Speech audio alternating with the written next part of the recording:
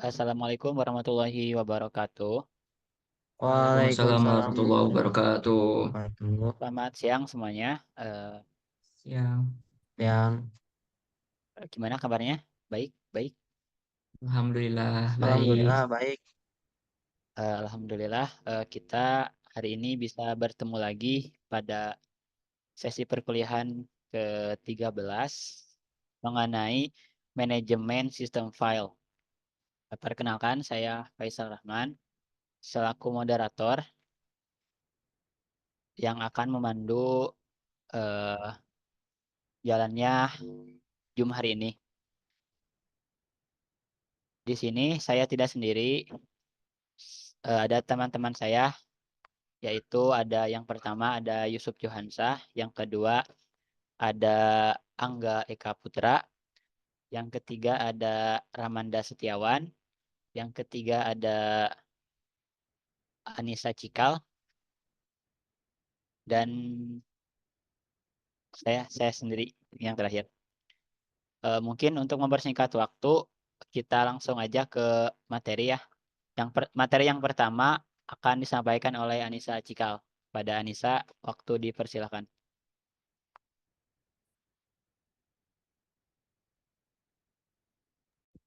Baik, terima kasih sebelumnya. Eh, di sini saya akan menjelaskan mengenai pengertian manajemen sistem operasi. Sistem berkas merupakan mekanisme penyimpanan online serta untuk akses, baik data maupun program yang berada pada sistem operasi. Terdapat dua bagian penting dalam sistem berkas, yaitu kumpulan berkas sebagai tempat penyimpanan data dan struktur direktori yang mengatur dan menyediakan informasi mengenai seluruh berkas dalam sistem. Oke, next. Konsep dasar pada manajemen sistem operasi. Komputer dapat menyimpan informasi ke beberapa media penyimpanan yang berbeda, seperti magnetic magnetic disk, magnetic tape, dan optical disk. Agar komputer dapat digunakan dengan nyaman, sistem operasi menyediakan sistem penyimpanan dengan sistematika yang seragam. Sistem operasi mengabstraksi properties fisik dari media penyimpanannya dan mendefinisikan unit penyimpanan logis, yaitu berkas. Jadi, konsep dasar tersebut mengacu pada kemampuan komputer untuk menyimpan informasi di berbagai media penyimpanan yang berbeda. Dan peran sistem operasi dalam menyediakan antarmuka yang seragam untuk mengakses media penyimpanan tersebut. Sistem operasi mengabstraksi detail fisik dari media penyimpanan dan mendefinisikan unit penyimpanan logis yang dikenal sebagai berkas untuk memfasilitasi penggunaan yang nyaman bagi pengguna komputer. Baik, terima kasih. Baik, terima kasih kembali kepada Anissa Cikal yang telah memaparkan materi yang pertama. Untuk materi yang kedua akan disampaikan oleh Angga Eka. Kepada Angga, waktu disilakan. Terima kasih. Selanjutnya dalam manajemen sistem operasi yaitu konsep file. Informasi dalam berkas ditentukan oleh pembuatnya. Ada banyak beragam jenis informasi yang dapat disimpan dalam berkas. Hal ini disebabkan oleh struktur tertentu yang dimiliki oleh berkas sesuai dengan jenisnya masing-masing. Contohnya, text file yaitu urutan karakter yang disusun ke dalam baris-baris. Kedua ada source file yaitu urutan subrutin dan fungsi yang nantinya akan dideklarasikan. Yang ketiga ada object file, merupakan urutan byte yang diatur ke dalam blok-blok yang dikenali oleh linker dan sistem. Yang terakhir ada executable file, adalah rangkaian kode section yang dapat dibawa loader ke dalam memori dan dieksekusi. Terima kasih. Baik, terima kasih kembali kepada Angga. Materi selanjutnya akan dipaparkan oleh Saudara Yusuf Johansah. Kepada Yusuf, waktu disilakan. Baik, terima kasih kepada moderator yang telah mempersilahkan saya untuk menjelaskan tentang konsep file. Nah, di sini ada beberapa jenis informasi yang dapat disimpan dalam berkas ya. Nah, sebelumnya pengertian dari sistem informasi yang tadi dijelaskan adalah perangkat lunak yang mengelola perangkat keras komputer dan menyediakan layanan untuk program komputer. Nah, jadi salah satu fungsi utama dari sistem operasi adalah pengelolaan berkas. Nah, satunya ini ada text file, yaitu urutan karakter yang disusun ke dalam baris-baris. Nah, sistem operasi menyediakan mekanisme untuk membuat, membaca, menulis, dan menghapus teks. Nah, kita implementasikan di sistem operasi ini ada file system. Contohnya ada OS menyediakan sistem berkas atau file system seperti NTFS, terus FIT32 atau Windows, ada Linux, dan ada AFS Plus atau macOS untuk mengelola penyimpanan text file. Yang kedua ada text editor. Nah, OS seringkali dilengkapi dengan editor teks bawaan seperti Notepad dalam Windows, TextEdit dalam macOS, atau Gedit dalam Linux. Ya, contoh penggunaannya bisa digunakan dalam log files, merekam kejadian sistem, dan configuration files untuk menyimpan pengaturan aplikasi. Yang kedua ada source file, yaitu urutan subroutine dan fungsi yang nantinya akan dideklarasikan. Nah, source file ini berisi urutan subroutine dan fungsi yang nantinya akan dideklarasikan dan digunakan untuk membangun aplikasi atau program. Sistem operasi ini menyediakan alat-alat dan lingkungan yang diperlukan untuk pengembangan perangkat lunak. Nah, implementasinya di sistem operasi ada development tools.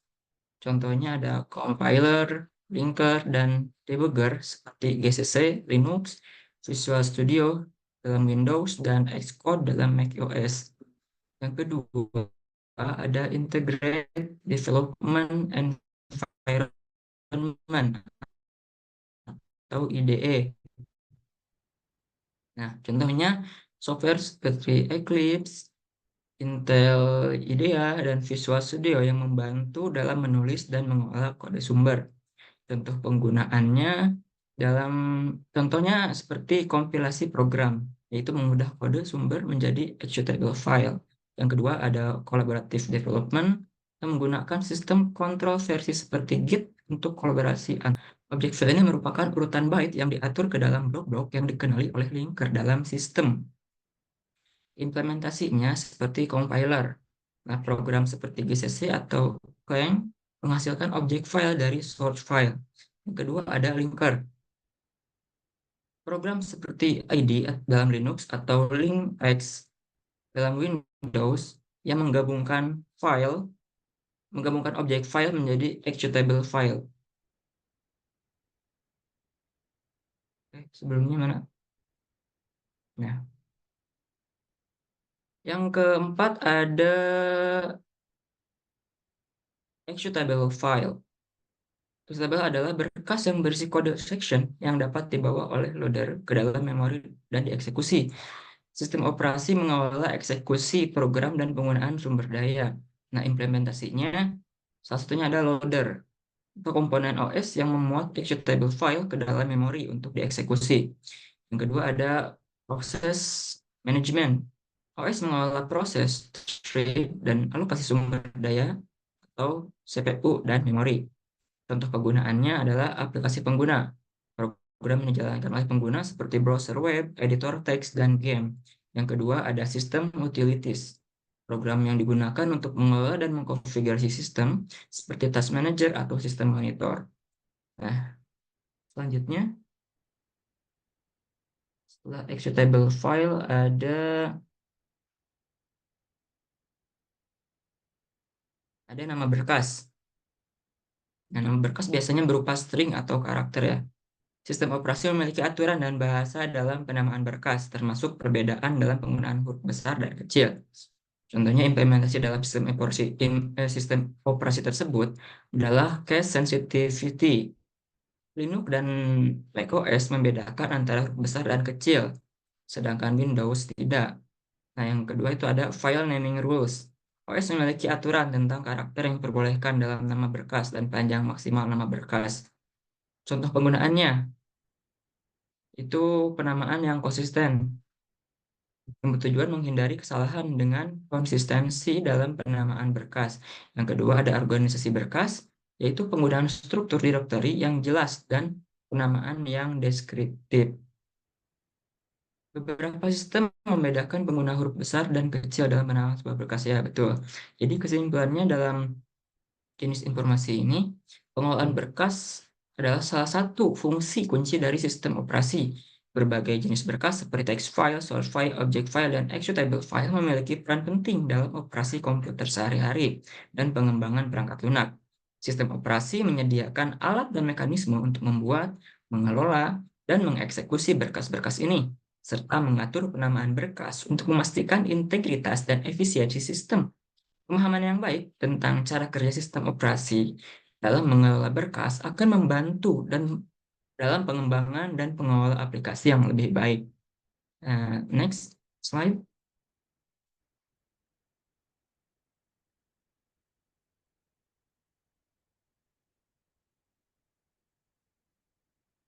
Nah, selanjutnya ada atribut dalam berkas yang ada di dalam berkas tersebut. Yang pertama itu ada nama, merupakan satu-satunya informasi yang tetap dalam bentuk yang bisa dibaca oleh manusia.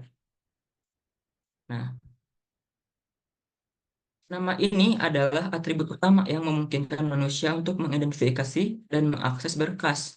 Nama berkas merupakan satu-satunya informasi yang tetap dalam bentuk yang bisa dibaca oleh manusia. Implementasinya, misalkan penamaan berkas. Sistem operasi itu menyediakan aturan untuk penamaan berkas, termasuk karakter yang diperbolehkan dan panjang maksimal nama berkas. Yang kedua ada ekstensi berkas. Nah, beberapa sistem operasi menggunakan ekstensi seperti TXT atau JPG ya untuk menunjukkan tipe berkas. Nah, yang kedua ada tipe. Dibutuhkan untuk sistem yang mendukung beberapa tipe berbeda. Tipe ini sering diindikasikan oleh ekstensi berkas atau metadata yang disimpan dalam sistem file. Nah, implementasinya seperti ekstensi berkas digunakan oleh Windows. Ya. Yang ketiga ada lokasi, merupakan pointer ke device dan ke lokasi berkas pada device tersebut. Nah, lokasi ini bisa berupa alamat fisik di disk atau alamat logis yang diinterpretasikan oleh sistem file. Implementasinya di sistem operasi itu ada inode. Dalam sistem file Unix atau Linux, inode merupakan informasi tentang lokasi berkas. Nah, yang kedua ada file vet untuk menyimpan lokasi berkas. Yang keempat ada ukuran atau size. Yaitu ukuran berkas pada saat itu baik dalam byte, huruf, ataupun blok. Implementasinya salah satunya ada metadata. Atau sistem file menyimpan ukuran berkas dalam metadata. Yang kedua ada fragmentasi. Beberapa sistem file menangani fragmentasi untuk mengoptimalkan penggunaan ruang disk. Yang kelima ada proteksi. Adalah informasi mengenai kontrol akses, misalnya siapa saja yang boleh membaca, menulis, dan mengeksekusi berkas. Yang keenam ada waktu, tanggal, dan identifikasi pengguna.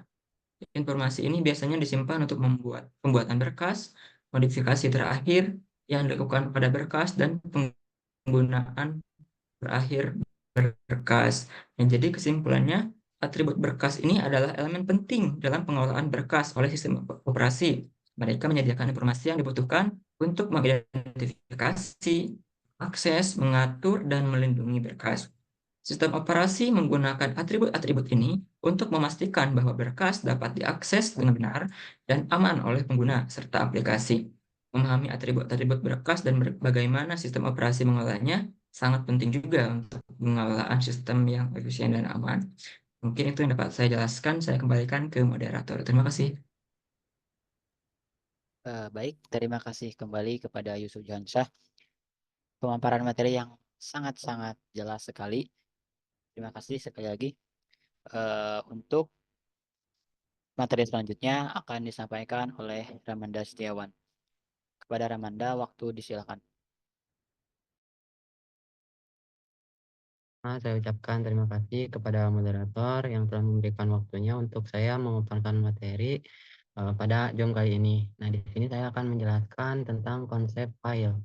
Nah, di mana konsep file ini ada 6 ya.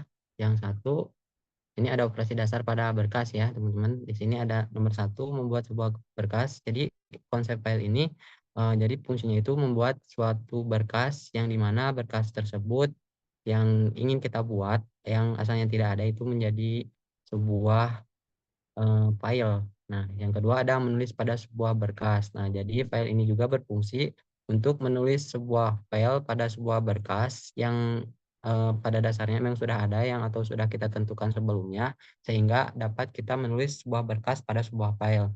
Nah, yang ketiga di sini ada membaca sebuah berkas. Nah, file ini juga berfungsi untuk membaca berkas yang dimana berkas tersebut memang sudah ada pada yang tadi awal kita buat ya, sehingga kita bisa membaca berkas yang telah kita buat tadi di dalam file.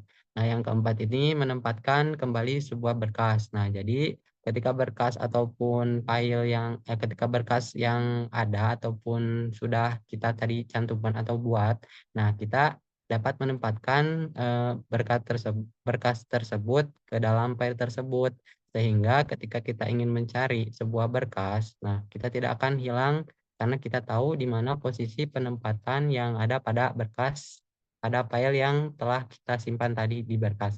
Nah, yang kelima ada menghapus sebuah berkas. Nah, jadi file ini juga bisa menghapus berkas yang telah kita buat pada saat kita penyimpan tadi.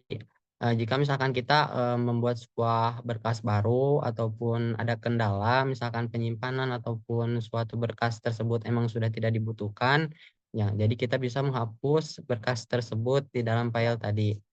Nah, yang keenam di sini ada memendekkan berkas. Nah, jadi di dalam file tersebut juga bisa memendekkan sebuah berkas yang mana pada dasarnya berkas yang misalkan kita buat ataupun sudah terlalu panjang ya, kita dapat menghapus ataupun memendekkan berkas sesuai dengan apa yang kita inginkan. Next.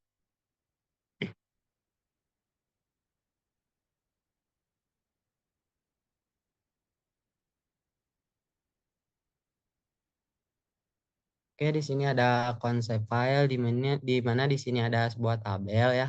Di sini ada jenis berkas, akhiran dan fungsi. Nah, di sini ada executable. Nah, executable ini di mana fungsinya itu program yang siap dijalankan. Nah, jadi sebuah berkas ini bisa kata kunci yang biasa digunakan seperti pada akhiran seperti exe, ataupun bed. Nah, itu sebuah berkas yang dimana bisa dijalankan sesuai dengan fungsi tersebut. Nah, kemudian di situ ada objek, di situ ada juga kata kuncinya itu objek.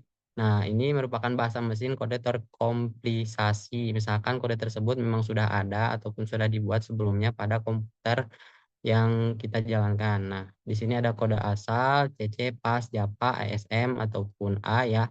Jadi ketika kita membuat sebuah berkas. Nah, kita kemudian membuat kata kunci yang pada akhiran berkas tersebut seperti JAPA, ASMR, ataupun A ya. Jadi kita misalkan kita membuat sebuah berkas yang ujungnya itu .japa. Nah, misalkan berkas tersebut maka dapat dibuka secara langsung dan akan biasanya masuk ke dalam aplikasi ataupun file tadi yang dimana memang mengandung kode JAPA tersebut. Nah, maka akan otomatis masuk ke dalam JAPA karena kata kunci yang digunakan adalah JAPA. Di sini ada basis perintah pada sel. Ini merupakan suatu perintah ketika kita membuka browser. Nah, ini ada berupa tag, jenis berkas tag seperti dokumen. Nah, seperti contoh itu seperti Word, Excel, seperti itu ya. Ini merupakan data tag dokumen, jadi berupa data yang dimana datanya itu berisi tentang tag yang kita buat. Nah, di sini ada pengolah kata, hampir sama seperti tadi, seperti dokumen ya, seperti teks tadi. Nah, yang selanjutnya ada library. Library ini untuk rutin program. Jadi untuk pengecekan program.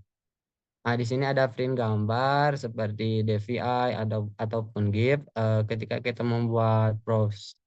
membuat berkas yang dimana kita akhirannya itu menggunakan kata GIF ataupun DVI. Nah, ini berfungsi untuk format ASC2 atau biner untuk dicetak. Nah, jadi ketika kita masuk ke dalam suatu berkas tersebut, maka tampilan yang akan ditampilkan itu berupa biner ataupun gambar yang bisa kita cetak. Nah, di sini ada arsip seperti AR, ZIP, antar. Nah, di sini fungsinya itu untuk beberapa berkas yang dikumpulkan menjadi satu berkas, terkadang dimanfaatkan untuk penyimpanan. Nah, jadi misalkan kita membuat sebuah berkas, lalu kita menambahkan akhiran itu atau ARC ataupun ZIP ataupun TAR. Nah, jadi ketika pada dasarnya itu, ketika kita ingin misalkan ya di dalam sebuah berkas yang kita buat tadi itu terlalu banyak, nah kita bisa menumpuknya. Nah, dengan menggunakan metode ZIP. Jadi ketika kita ingin membukanya, biasanya maka ketika ingin membuka berkas tersebut ya, jadi bukan hanya satu berkas yang ada di dalamnya, tetapi banyak. Nah, jadi fungsi dari ZIP ini untuk menumpukan atau mengumpulkan berkas-berkas yang lainnya. Nah, mungkin itu untuk pemaparan materi dari saya. Saya kembalikan lagi kepada moderator. Terima kasih. Baik. Terima kasih kepada Ramanda Setiawan yang telah memaparkan materinya dengan cukup jelas dan bisa dipahami. Mungkin sekian presentasi dari kelompok kami mengenai sistem manajemen file. Kurang dan lebihnya mohon dimaafkan. Billahi taufiq wal hidayah. Wassalamualaikum warahmatullahi wabarakatuh.